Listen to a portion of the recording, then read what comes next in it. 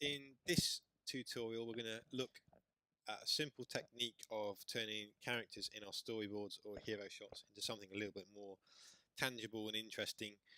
If you look down here in the screen, I've kind of colorized this character here using a technique which I'm going to show you now.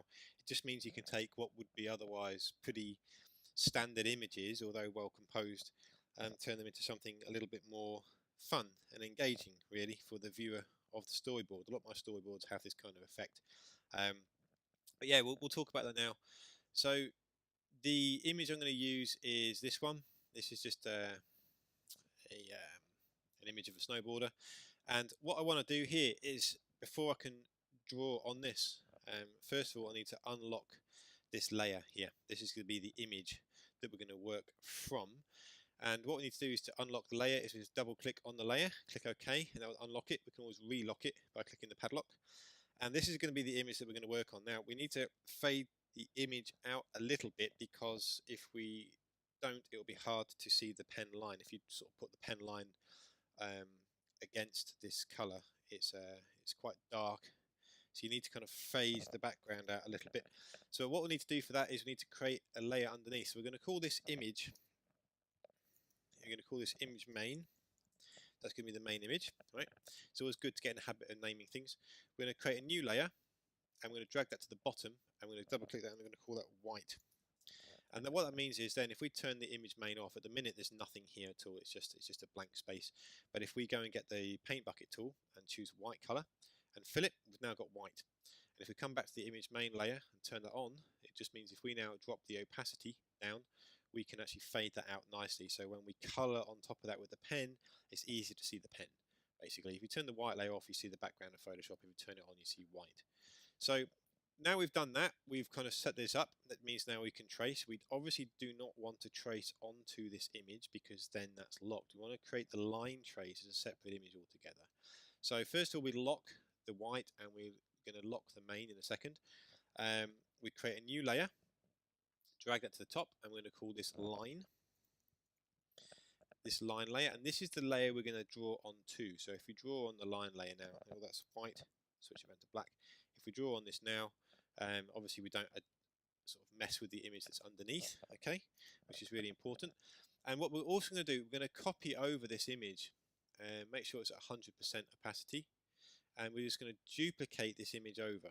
Right, we don't want it down here, we want it 100%, and we're going to copy it over. And to do that, we just drag it down into the new layer palette here, and it copies it over. You can also do copy paste.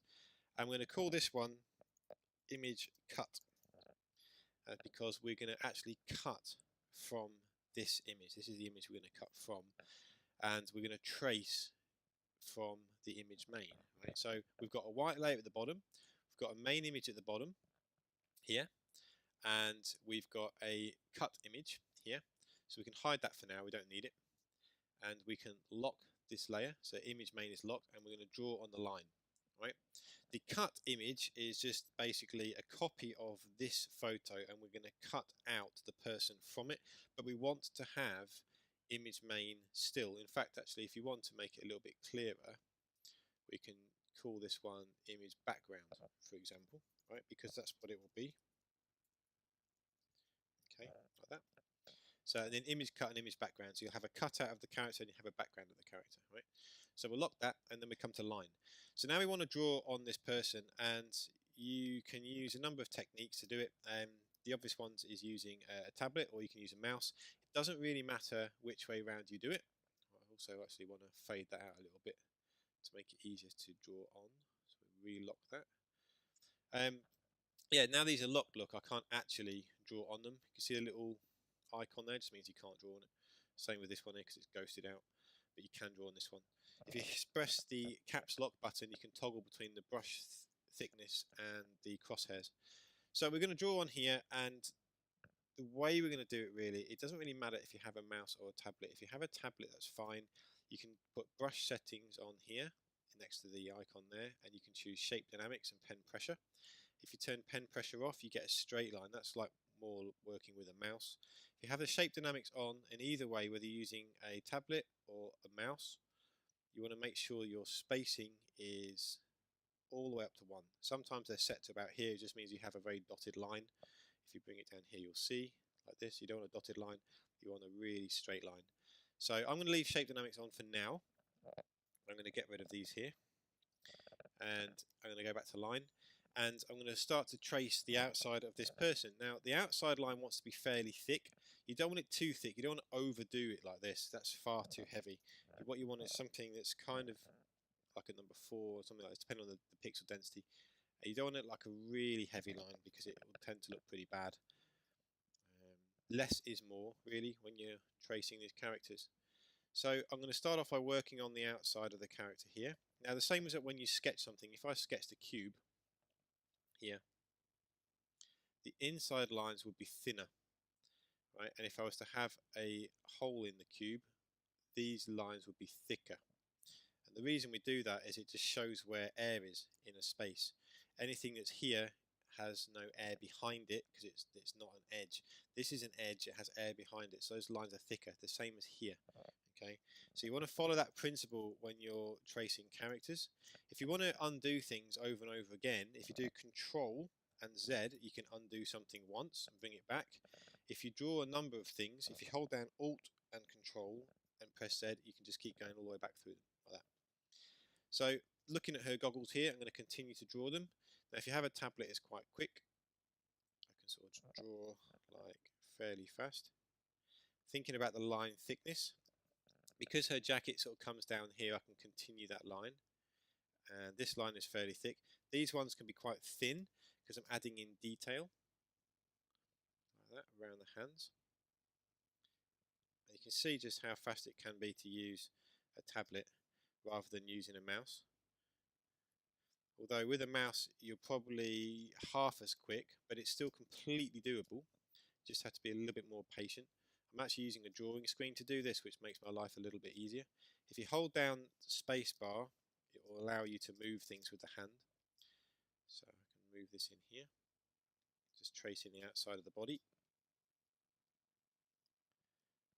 like that, and in here. You don't have to be too accurate because it is just at the end of the day just going to be a cartoony kind of sketch. It's very unlikely that someone will pull you to one side and sort of complain about your accuracy of line drawing on the cartoon. I don't think I've ever witnessed that. So I wouldn't worry too much about being too particular. What's important is that you just get the lines down quickly, and it actually gives it more of a sketchy feel. Like if I'm using a tablet, I can taper the lines out and make them thinner, so I can start off thick and then get thin like this. So you can thin them out, and it adds a nice little bit of interesting contrast to the lines when you're putting them down if you have a difference in thickness. Now the chin here would be thicker and then get thinner there because there's air here but less here. These lines are lighter. I could put in a little bit of the mouth there and a little bit of the nose, and probably just sort of trace the edge of the glasses like this. Now the level of detail you go to this is really up to you, in all fairness. You could spend a lot of time on this, just practicing it for fun, just to see how you get on. Some of the results you can get are actually quite outstanding if you put a bit of time in with this. But it just makes your storyboards a little bit more interesting than just the standard photographs that some of you will probably do, which is fine. But if you have a little bit more time on your hands and you want to do something else, this can be quite good. Now, we're not going to get into this too much. If I zoom out and have a look at how this is going, and I've turned the image off, you can start to see how this is sort of starting to come together quite quickly. You've got a nice balance here between thicker lines on the outside that blend into thinner ones. Some of these lines on here could actually be even thinner, you know, little wavy lines like that, just to bring it together. Now, if you're using a mouse and you're going to come to bits like this with the board, this is quite handy to know. If you come up here and you've got a tablet, you can turn off the shape dynamics and make it like a straight brush, and then we can use shift. If I put a dot on here, hold down shift, I can draw a straight line, and I can just keep tapping the mouse all the way around by holding shift. It means I'm not trying to draw with the mouse, I'm just basically holding shift down and it does it for me. Same as I come to here, this is a whole straight line here, so I can put a dot, hold shift, and just literally trace it all the way around. So if you were doing the main body of the character, I'll show you this here. Actually, that's pretty bad, this bit here. We go back, because that's just one straight line. That goes to there. Now, if I made the brush smaller by you, if you look next to the Enter key on your keypad, there's something that looks like brackets. There's one on the left and one on the right. If you press the one on the right, it makes the brush bigger. If you press the one on the left, it makes the brush smaller. You can see it adjusting in the top here. So now I'll make the brush smaller. I can hold down Shift and work my way in like this. This is with a mouse if you're using a mouse. I can make the brush bigger and put a heavier line here, for example, like this. So you can actually build it up quite quickly by even just using a mouse and holding down Shift. You can actually kind of put your lines together quite fast. What you want to make sure is that your line is sealed. So if I put my brush back on now, I'm going to continue to use the standard brush. There's pen pressure. If I just bring this around here, like that. Now I'm not going to finish this. I've done one which I've got on another page, which I'll show you now. But what ideally you want is a situation where this is sealed. If I use the magic wand tool, which will select pixels, if I click on the outside of this, it doesn't go inside this line. It's because this line is sealed. In order to cut the photograph out within this line has to be completely sealed all the way around, like a castle wall. It shouldn't let any selection get inside. If you start to find that pixels are doing things like this, there's inside selections happening of your image, it's because you haven't quite closed these lines off around the edge somewhere. And you know, sometimes you just need to work out where it is. Okay, so if we deselect this, we're going to close this down and we're going to come to one I was working on before, which is this one here. So this one I've been working on earlier on. It's basically exactly the same thing. It's just that I've finished it slightly better. And in here you've got a couple of things. We've got the line that I've been traced here. We've got image for cut, which you can't see because it's a copy of this one. And we've got the main image and we've got the white background. So we're going to make sure the white background is locked. The line is here. And what I'm going to do is I'm going to cut out from the image for cut, for example. I've turned off image background, hide that one, don't need to see that. And on the line one, I'm just going to put the selections outside this line. And you can see these little dotted lines now are jumping all the way around the edge of this selection. What I want to do is bring them in slightly into the line we've drawn. So I can go select, modify and expand. And that'll make all the pixels slightly bigger. You can contract as well. I'm going to try 2 pixels and see where it is. These lines should jump in, look. So that jumps into the line now. It just means I'm going to be cutting much sharper from the image. Now, as I said before in the other video, this dotted line will cut away everything that's selected and it will leave everything that's not. So at the minute, because I've selected outside the line, it will cut all of that away. So now if I go to image for cut, this one, it's going to cut away this area here, right, which is all of this business. That's all going to go away. So if I go edit and cut, it will take away all of everything outside of this line and it will leave the image on the inside. Now if I turn the background back on, technically you can't tell the difference because this image here has been separated from the image for cut. Now if I save this, because we're in a good position, that leaves us in a nice place now. We can mess around with our storyboard. Now I'll give you some examples of that. What we could do with this is we can take the image on the outside here and we can take the image on the inside here. And if we now go back to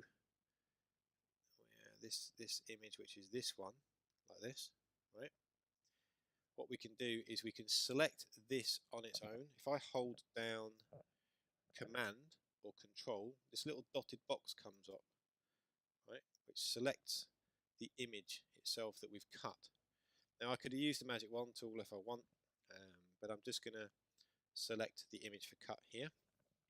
That's the one that we've cut out.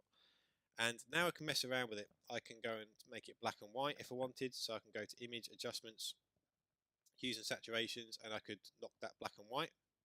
So she's black and white and the background's colour, for example, if I wanted. I could do the same for the background layer as well. I could actually now go, if we deselect this, I can turn the background layer black and white. And she stays colour, if you see what I mean. Like that. That's quite nice. You can do things like this once you've cut it out. But anyway, what we're going to do, we're going to select this, hold down Command, as that little box appears, and it will select that layer. And then you go to Filter. Go to Filter Gallery, and there's loads of different filters that you can use. One I like to use is called Cutout. It's quite nice. As you can see here, this is the preview of what you're going to get in the image. and you want to mess around with it a little bit here. It's not an exact science. It depends on how much color and information is in the image. So I always just play around with this a little bit until I find something that I think looks fairly nice. Let's have a look. Edge fidelity is the sharpness of the edges. Edge simplicity is how jaggedy or sort of cartoony it will be. And the number of levels is the amount of colours it puts into it. So we'll go for something that looks a little bit like, yeah, maybe that. That's a bit too intense.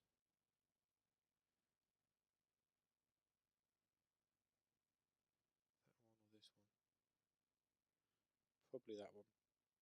Yeah, we'll go for this one. Right. So we've used cutout and we can go OK.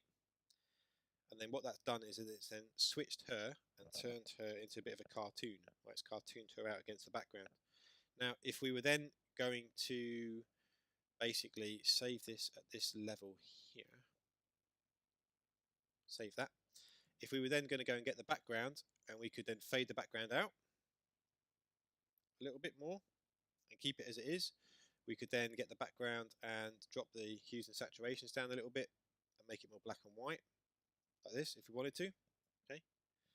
And this is where we can then start taking something from this and building this into another image. So if we were to go to new layer, and this is our Photoshop page that we were actually going to build our board on, file new, and then we want it to be A3 because that's what we'll be using. It's an A3.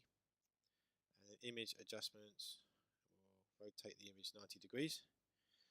There's a number of ways that we can set this up now.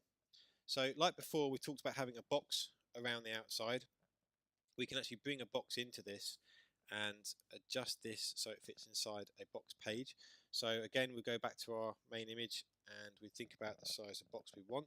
So let's just say we had a box like this that we wanted to fit our image into. We'll make the corner radius about 150, make it a bit more interesting.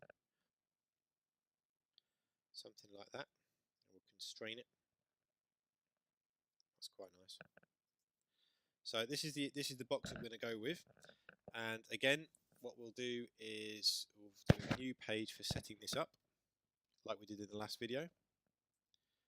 Image rotate 90, and we'll drag this box onto here. Right. Now, if we come back to this one here, what we can do is we can drag all of this and bring this into the next board. So we can turn all of the locks off. We can select all of that.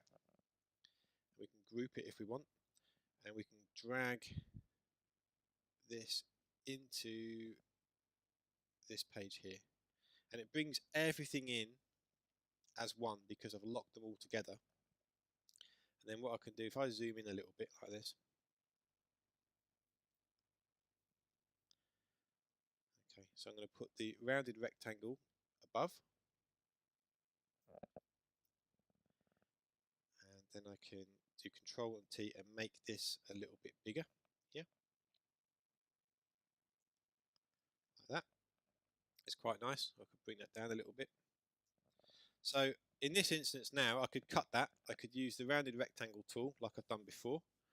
And these layers below, if I wanted to, if you select all of them like this, and you go to Layer and Merge Layers, we can now make that one. So that's now turned the line into like one layer. And I can do what we did in the last video. I can use the Magic Wand tool. If I make this into a shape, and I can select that and cut it out. I'll just go back and do that again. I can now cut away all of that and bring this sort of finished image back into here, into our board. Right, so we'll move this. This can be number one over here. Right. The second one is if I wanted to then go back and change this image again, all you've got to do is go back in the history. So you go to View, Window, and then we'll have a look for history, which is here. Now, if we have a look at here, there's cut pixels, rasterized layer. This is where I merged everything. So if we go back to this point here, nothing's been merged in the history, so I can continue to work from this point, and I can change the way we work with this image altogether. So instead of cutting out the character, what I might do is actually make the whole thing a little bit bigger again. So I can start to bring her out of the board slightly, like this. This is quite nice. So I can bring the board out a little bit and her head. And then what I want to use is I want to use this rounded rectangle tool again for selecting pixels that I want to cut away. But I don't want to cut away the board this time. I want to cut away just the image in the background. Okay, so this time I'm going to use a selection tool like that and select around the edge of that frame. And then I'm going to look at what I want to cut. So I don't want to cut the line. I don't want to cut the image that we've cut out, but I do want to cut the background. So I can go Control X and cut the background out like this. And then if I hide this rectangle tool, what we've got is a really nice sort of block around this character here, where she's kind of stepping outside of the image slightly. Now again, I can select those 4 layers, and then I can layer, merge, and pull them together as one, and I can drag that and put that back into this board, like that. Right, so that can be my second one. So this is quite nice. She's sort of standing out. Now, if we come back again, if we go edit, step backwards before I flattened everything, what I could do is this image here, this image for cut that I had before, maybe I could keep it as a photograph if I wanted to, but I could also fill that with white space if I wanted. That might be quite nice. And this background will make that black and white. So in this time, we'll go to adjustments, hues and saturations. We'll make the background black and white. So we'll knock all the colour out of that altogether. We'll probably bring the opacity up a little bit so it's a little bit clearer, because what we're going to do with this character is we're going to make this white altogether. So we're going to hold down Command, press this button, and then we're going to get the brush, put it on white, and we're going to make the brush slightly bigger. Keep making the brush bigger, and we're just going to fill it with white like this. Okay, so we just draw over that, deselect it. So this is quite nice, and what we'll do then is we'll select all those layers, and we'll again layer, merge, lock them all down, and then that's now one fixed layer, and we can bring this back in and drop that into here, like that.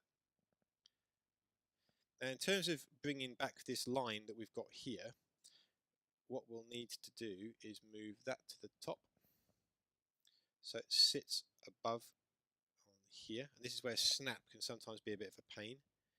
So we'll move that over. And then what we'll do is we'll copy that again. And we'll just drop that on top of this one here, like that.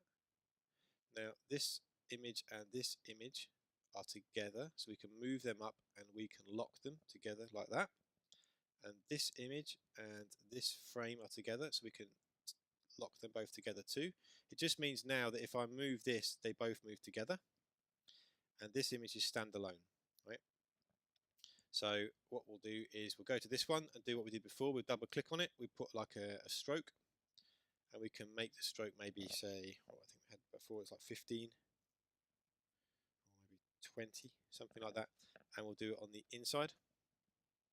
So that's this one done. And whereas we have this one here, we want to take this line out a little bit. So if we come to, I think it will be this tool, you need to rasterize it so you can work on it, and then we just get the eraser, make sure it's a hard brush and not a soft one, and make the brush small enough, and just gently take a little bit of that line away, like that. If we zoom in a little bit more, make our life a little bit easier. E for eraser on here, and just take that away, and the same here, so it actually starts to stick out off of the image. Right, so that's quite nice. And then we can do the same one with this one here. So we're going to rasterize this. So we right click, rasterize layer. Again, come in with the brush and delete that there. And delete that here. And the same for this bit, and the same for this bit here. And zoom back out. So there we've got 3 nice images, 3 different ways of doing it. Let's move these around a little bit. Let's put this one in the middle, This one on the right, this one on the left. Bring that to the top. So there we go. There's 3 different ways. Now if you turn the background layer off, you can see here how I brought through some of this white from different images here. This is brought through some of the white bits from before. If you want to get rid of that, it's quite easy. You just need to combine these 2 things together that you've brought through. So if we double click on those, layer and merge, that's now become one complete layer, and I can use the magic wand tool and select that, Control and X, and cut away the white background. The same with this one. If I bring this through here and then I merge these 2 together, just double check that's on the right one, yep, and then layer, merge layers, and then I can use the magic wand tool and select this bit and cut that out, and then I can drop that on, turn the background back on again. You've cut these out completely now, so these are now completely 3 separate images, all standalone, which means if I wanted to kind of put a background in there to separate them off the page a little bit, new layer, and just fill that in with a colour. I can select a colour from maybe somewhere in here, something dark, and we'll just fill that in. Maybe actually it's a little bit too dark, I think. Something a bit nicer than maybe like that. Deselect it, just to bounce it out off the page, just to give it a little bit of a jump. If we want to change the colours in that, we can always go to adjustments and hues and saturations, and we can darken that and add a bit more colour into it, or whatever you want to do. If you colorise it, you can completely change it.